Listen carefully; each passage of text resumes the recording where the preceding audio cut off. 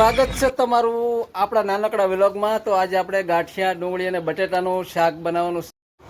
તો મારા બાજુ બેસી ગયા છે ડુંગળી સુધારવા। પેલું કામ કે ડુંગળી સુધારી નાખીએ આપણે। જો આવી કંઈક ડુંગળી છે સરસ મજાની, અને પછી બટેટા એટલી ડુંગળી સુધારી નાખી છે। હજી ડુંગળી સુધારવાનું કામ હાલે છે। બાકાચીકી ફૂલ બાકાચીકી હો।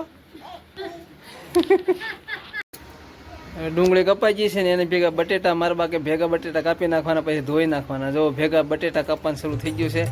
અને આ ભાઈ કઈક અલગ જ મૂડમાં છે। જુઓ, मैं बाबा टिल्लू नाम मेरा बाबा टिल्लू, पीटैक फ्रॉम कानपुर।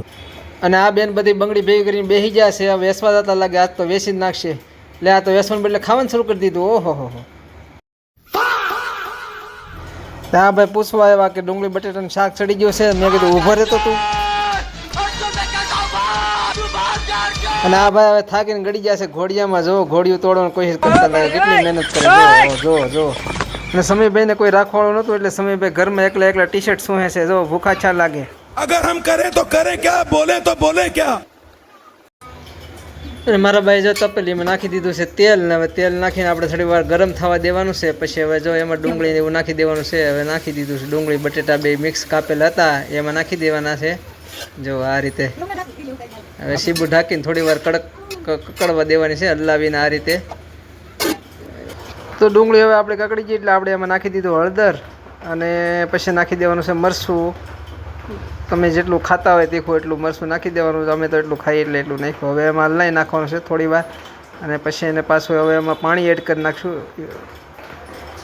1 કળશો, અને પાછું હલાવી નાખ્યું ભાઈ। મેં કીધું એટલું પાણી, પછી પાછું 2 કળશા પાણી રેડી દીધું છે। ઓહો હો હાલે।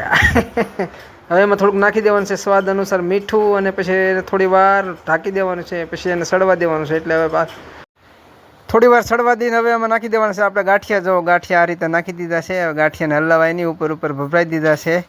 જુઓ,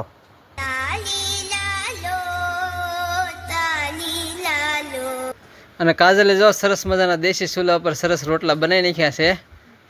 જો આવા કંઈક રોટલા બનાવે છે। તો જો ડુંગળી ગાંઠિયા અને બટેટાનું શાક બનીને આપણે તૈયાર થઈ ગયું છે। આવું કંઈક શાક સરસ મજાનું બન્યું છે, વગર ગરમ મસાલે, એકદમ ઓર્ગેનિક। તો વિડીયો સારો લાગ્યો હોય તો મિત્રો મળશું નેક્સ્ટ વ્લોગમાં। બાય બાય, આવજો।